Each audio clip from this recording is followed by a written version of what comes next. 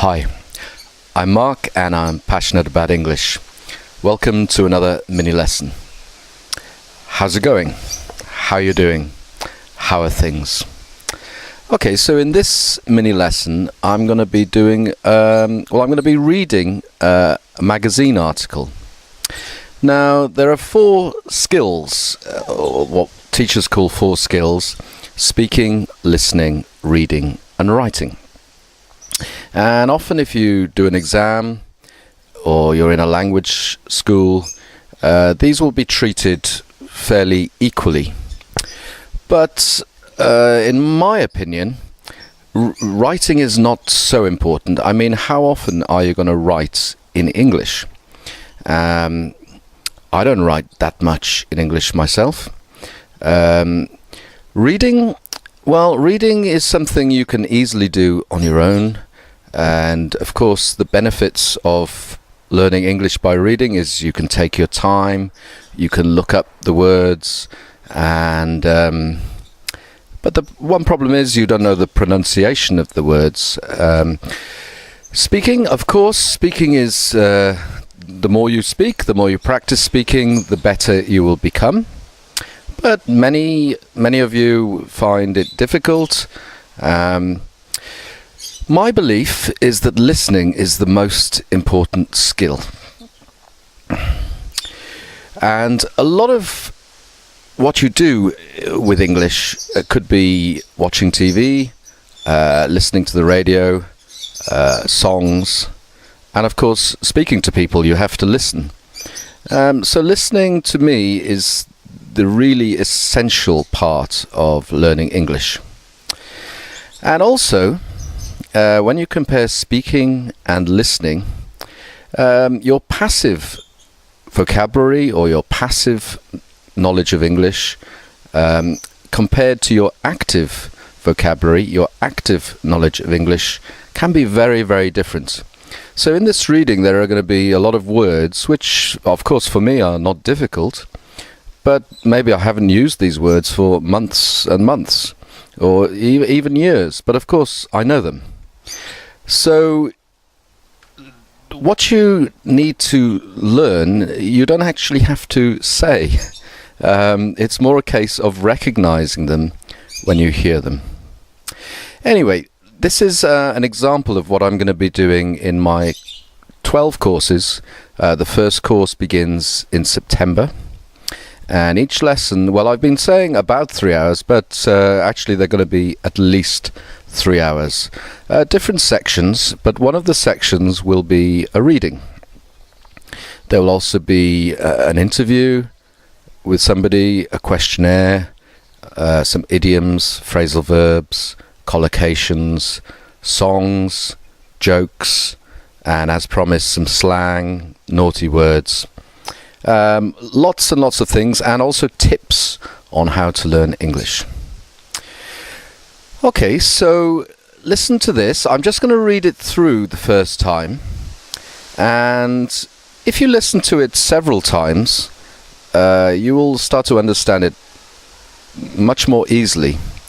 And you might say, well, it's just one article, but of course these words are going to, well, the phrasal verb actually is crop up in a lot of other articles or on TV and so on. So the more you become familiar with these different words, the more chance you have of recognizing them when you hear them again. Okay, so this is a story from a magazine. It's under the title of Life Story, and it's a very good example because it's written in the first person. So it's about a woman who met somebody on a train and they eventually got married. So I'll read it the first time and then I will go through it again and explain lots of the words, and then if you listen to it again it should be much easier for you. Alright, so let me just put this down. So that's my piece of paper going down. Oh, and one other thing, the topic of this is falling in love, and I guess it's something we're all interested in, but eventually on my website there will also be a business course. I'll do a beginner's course. And actually I'm going to put some yoga lessons on, some meditation lessons on. And even I'm going to start doing some courses to help if you want to learn Italian or French or German, Turkish, Japanese, and so on. Alright, so here we go. Let me just read it. The title is I Fell in Love on the Train. And the other thing I should say, the name of the person she fell in love with is Mark, but this is just coincidence. Coincidence means by chance. It's not that I chose this because of the name. Okay, so this is the first reading. Like most little boys, my sons love seeing the trains whiz past at the station as they wait for their daddy to return from work. But what my boys don't know yet is that if it wasn't for those trains, they wouldn't be here. I first saw Mark in 2003 as we waited for the commuter train to London after he moved to Hitchin to start a new job. A new face among the suits on the platform. He was the most beautiful man I'd ever seen. Olive skin, dark brown eyes, no wedding ring. I engineered it so we became carriage buddies, although we never spoke and he rarely looked up from his book. One day I tried to get his attention by dropping my ticket. He picked it up and we exchanged our first words. "You dropped this?" he said, looking up at me. "Thanks," I squeaked before I blushed and went back to my magazine. Almost a year passed, and fed up of first dates with guys who weren't trainman, I decided to write him a note. It was my 28th birthday, so I scribbled down that I thought he looked lovely, that everyone should do something silly on their birthday, and he should email me if he'd like to go for a drink. As the train pulled into King's Cross, I went to make my move, but my nerves collapsed, and I walked straight past him, the note clutched in my hand. 10 mornings later, with the note a little more crumpled, I finally did it. "Excuse me, can I give you this?" I whimpered. He didn't hear. "Sorry," he said, looking confused. When I repeated it, the whole carriage seemed to go silent, all eyes on me. "Sure," he said, baffled, as I scuttled away. Trainman kept me waiting all day before emailing his rejection. He said how brave I was, but he had a girlfriend. Of course he did. Guys like him do. "Have a great birthday," he added. It wasn't my birthday anymore. I was gutted. The next morning we exchanged awkward smiles. His out of kindness, mine to let him know I wasn't a bunny boiler. I was tempted to move to another carriage, but thinking that might make things worse, I continued as before, and we still didn't speak. I went on first dates that never made it to a second. I hoped to see trainman tipsy on late trains home so we could talk, but we never did. Then, one Friday afternoon, 8 months later, I received an email. Trainman had split up with his girlfriend and was now single. He had been for a few months, and wondered if I still fancied that drink. Be cool, I thought, but replied straight away. The next night we met in our local pub. I worried he wouldn't be the man I'd imagined, but it was the best first date ever. We talked easily and had so much in common. A love of books, music, and all things Spanish. Later that evening, I looked at my reflection in the bathroom mirror and said confidently to myself, I love him. I knew that night we would spend the rest of our lives together. Within days, he moved in with me, and I'm lucky that it's been perfect ever since. 3 years later, we quit our jobs to travel the world for 12 months. Halfway through the trip, Mark proposed, fittingly on a train in the Australian desert. Felix was a honeymoon baby. Then the following year we had Max. We still feel like we are on the journey of a lifetime. Okay, so actually I found this, I have to confess, I found this article when I was at a doctor's surgery, and I kind of thought, oh, that's really nice. It's got lots of useful language. And I took the magazine, or you could say I stole the magazine. But of course they have lots of magazines, and usually the magazines are quite old, so I don't feel so bad about that. Alright, so now I'm going to go through it again and explain lots of the words to you. Okay, like most little boys, my son loves seeing the trains whiz past the station as we wait for their daddy to return from work. Okay, whiz means go very quickly.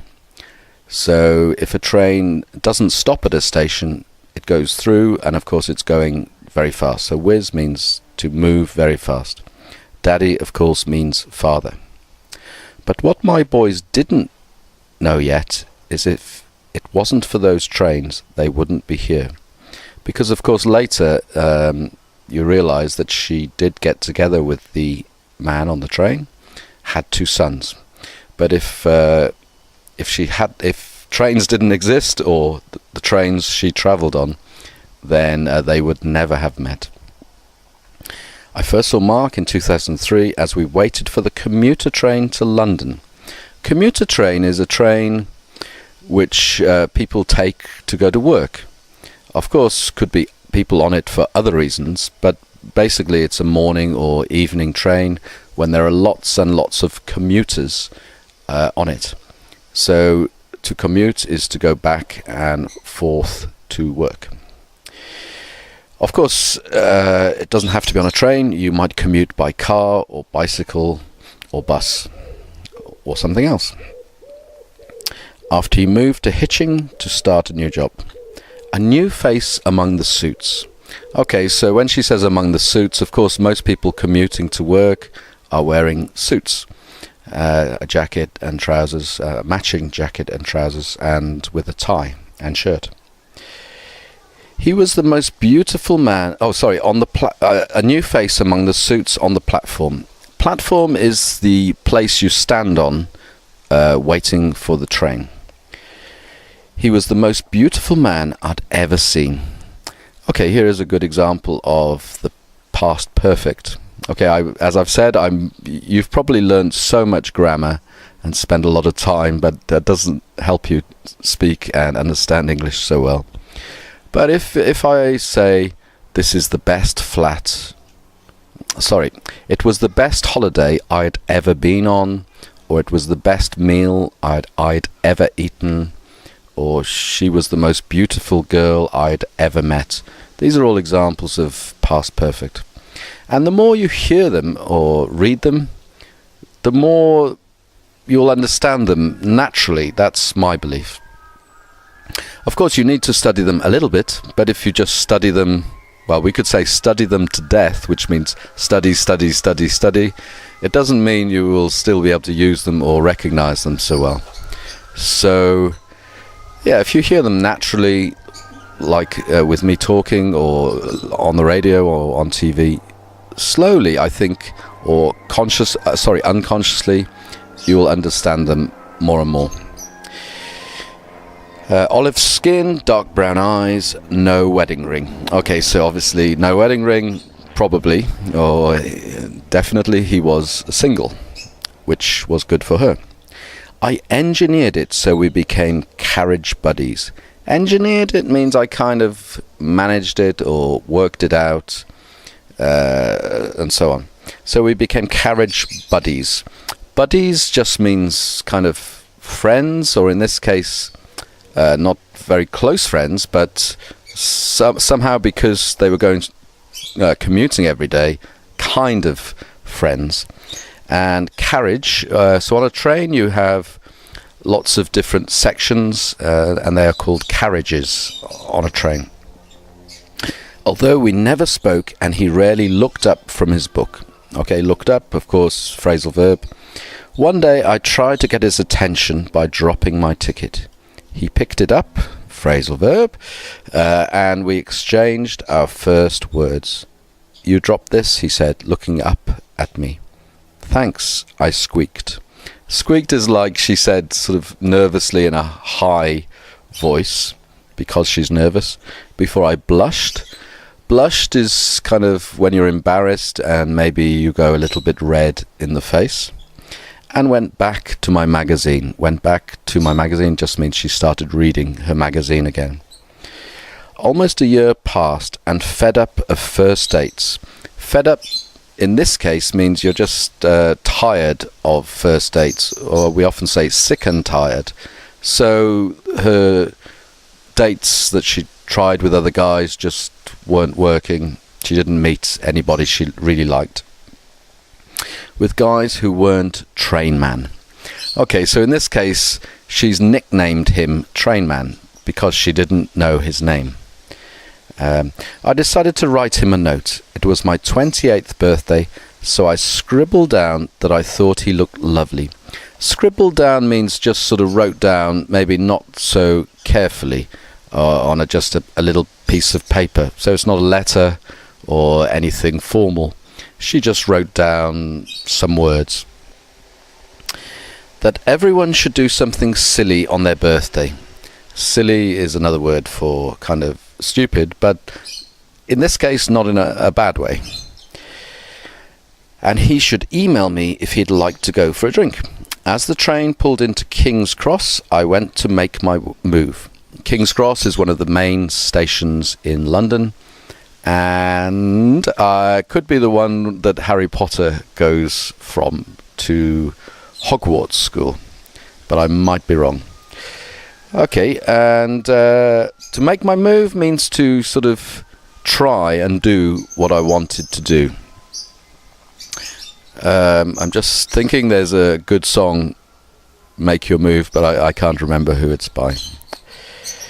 But my nerves collapsed. Okay, if a building collapses when it falls down, and in this case she's using it as a kind of metaphor that her nerves, her courage just disappeared or fell down. And I walked straight past him, the note clutched in my hand. Clutched means to hold tightly. So she's nervous, so she's holding it very tightly. 10 mornings later, with a note a little more crumpled. Okay, crumpled because if you write on a piece of paper it's nice and flat, but because she's held it in her hand very tightly, and then she opened it again, it's not completely flat anymore, it's crumpled. Alright, I finally did it. Excuse me, can I give you this? I whimpered. Okay, so whimpered is maybe a word I've never ever used in my life. But again, of course, I know what it means. Whimpered because she's sort of nervous and shy and embarrassed. She doesn't say it confidently. So, excuse me, can I give you this? He didn't hear. Sorry? He looked... sorry. Sorry, he said, looking confused. When I repeated it, the whole carriage, or all of the carriage, all of the people in the carriage, seemed to go silent. Seemed is the word here, so maybe they didn't, but she felt that happened. All eyes on me, so again she felt that everyone was looking at her, but probably they weren't. Sure, he said, baffled, as I scuttled away. So again, two words which maybe I've not used for a long time or ever. Baffled is kind of another word for sort of confused or surprised. Scuttled away means she kind of moved away, again, nervously, not confidently. Train man kept me waiting all day before emailing his rejection. Rejection, of course, is no to the drink. He said how brave I was, but he had a girlfriend. Of course he did.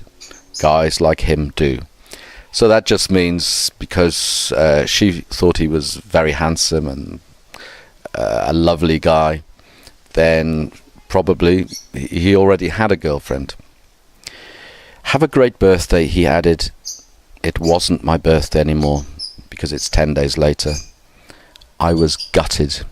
Okay, this is quite a useful word. Gutted means I was really disappointed. Gutted. It'll be at the bottom of the screen. The next morning we exchanged awkward smiles. So awkward is like not natural.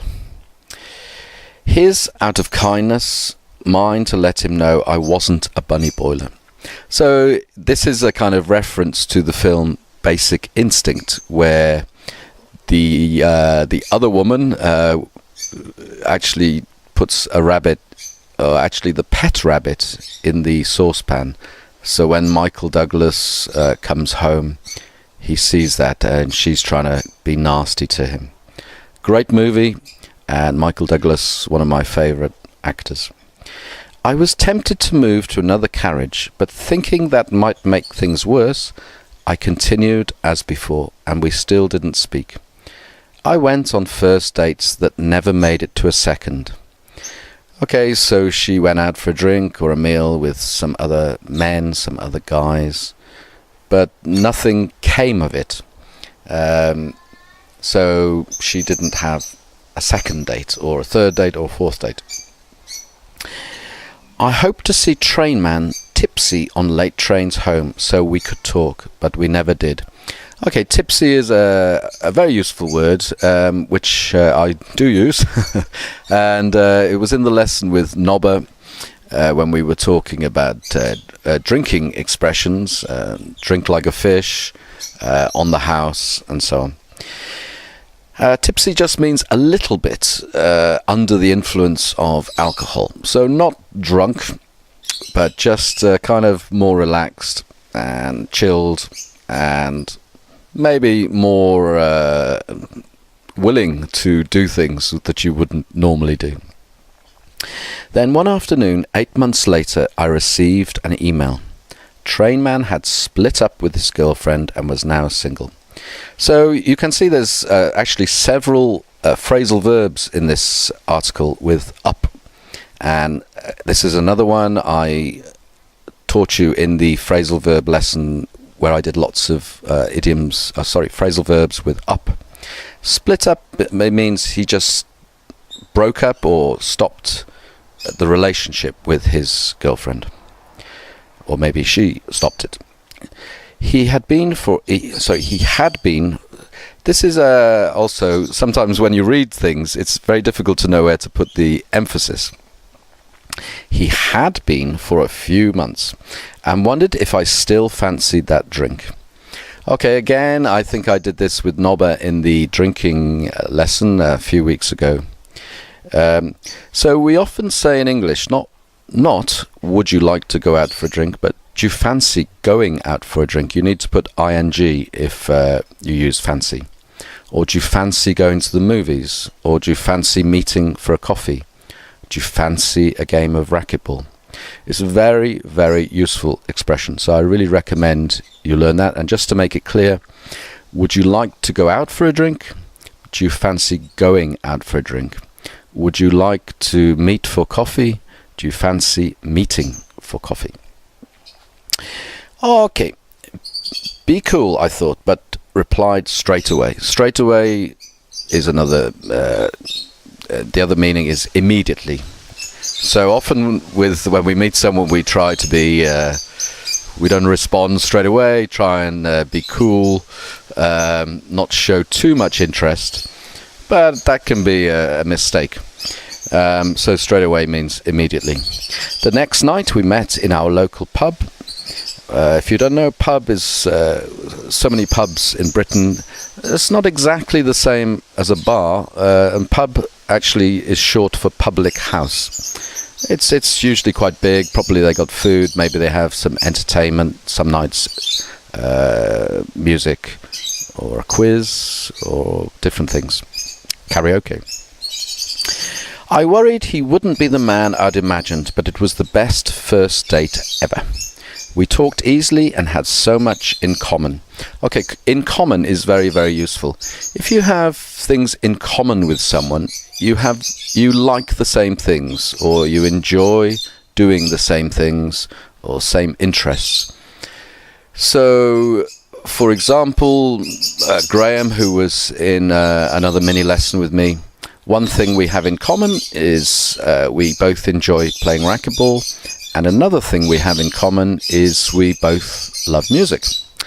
Maybe there are some other things, but of course it's good to have things in common if you are friends, or actually if you are boyfriend, girlfriend, husband, wife.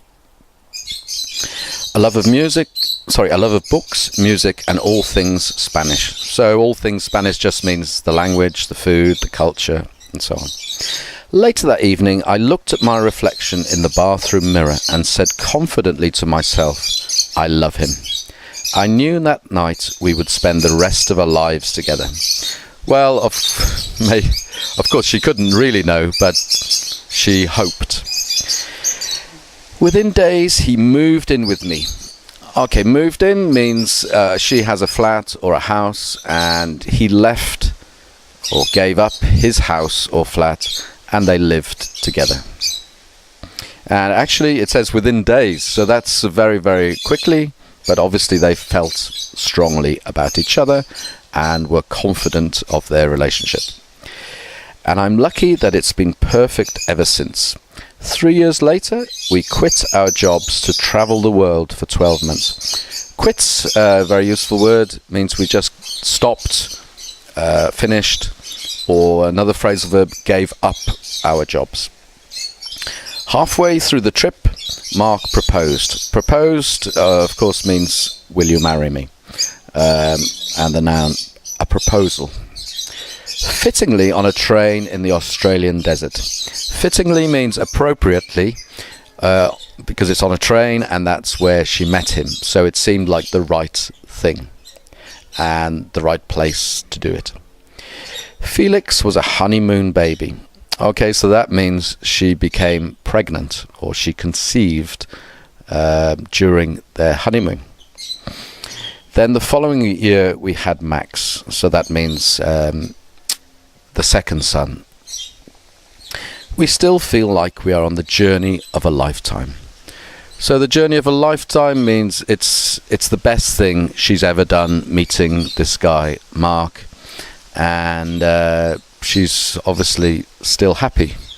I don't know if they're still together, because I'm not sure when this article was written and when she was interviewed, but it sounds like they probably are, but who knows.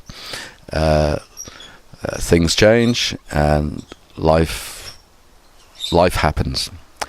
Okay, so what I would really recommend you do, I'll have put all the captions, those words that I explained at the bottom. So already you should become more familiar with those words if you listen again. But if you're serious about improving your English, and I hope you are, then I would really listen to this a few times, maybe in the car or on your iPod when you're commuting to work. And slowly, it'll just, not just the words, but the whole listening to things in English will become easier for you. All right, so that's your mini lesson today. I will do another reading mini lesson in August. In a way, perhaps these seem a bit boring compared to when I interview someone. But of course, one problem with interviewing people is sometimes they ramble on and go off the point and use words and expressions which are too many words and expressions for me to explain in the captions at the bottom of the screen. So in some way this is a more useful lesson, although perhaps not so entertaining. All right, so yes, as I said, I will do another reading mini lesson. Hi again. As I explained in a previous mini lesson, my camera switches off or times out after 30 minutes, and it just timed out before I'd finished the mini lesson. I could say damn. Well, when I uploaded it onto my laptop, I could say damn, or bugger, or shit, or even fuck. Okay, so as I've said before, I'm not going to do too many naughty words in the mini lessons, but I will really explain a lot of that stuff in the courses. And of course, you won't get this in high school or in a language school, even if teachers want to teach that kind of language, because of the people who own the school and so on, who usually are quite conservative. And of course, some students don't want to hear that or might be offended. So you don't get the chance to learn the naughty words, swear words, bad language, whatever you call it. So as I said or at the end of the mini lesson, but it timed out, I'm going to do another reading lesson, a mini lesson in August, and then in every lesson in each course there will be a similar kind of reading lesson where I read it, then I explain the words, the expressions which I think you'll find difficult, and then I would really recommend you listen to it a few times, and it will become much easier for you. Okay, so I will now just pause, and although the camera time's off after 30 minutes, I can still add on into my well, at the moment I use something called Live Movie Maker, although I have subscribed to Adobe Creative Suite, but which is a little bit expensive, but I haven't familiarized myself with that yet. But hopefully by the second course in October I will be using a much better editing program. So I'm going to pause and then just give you a little bit of Louisa, my baby seagull. If you're interested, maybe you are, maybe you aren't. But hopefully tomorrow I'm going to actually try and release her in Poole Harbour. She may not be ready, but I'll try. I'll give it a go. Okay, so I'm just going to pause. So here she is. She basically, I let her out in the garden during the day, and then she sleeps in my conservatory in the evening. We have a lot of foxes in Britain, just living in the towns, and there's always a risk that a fox might be able to climb over the fence and attack her and eat her. So I have to be a little bit careful. The loud noise you can hear are my lovebirds. She likes to sit next to the aviary, and yeah, obviously she hasn't really met any other seagulls for a few weeks. So I'm just going to go down a bit and she'll stand up. Okay, Louisa, how you doing?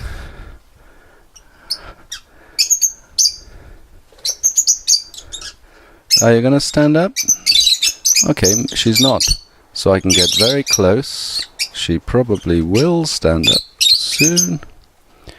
But yeah, there she goes. Okay, she is... yeah, you can see if you've watched previous clips of her, she's got much bigger. Her wings are nearly fully developed. Of course, seagulls are usually white, but I don't think that will change for a little while. But she should be able to fly very soon. Okay, that's the end of today's mini lesson. Thank you, and see you in the next one. Bye for today.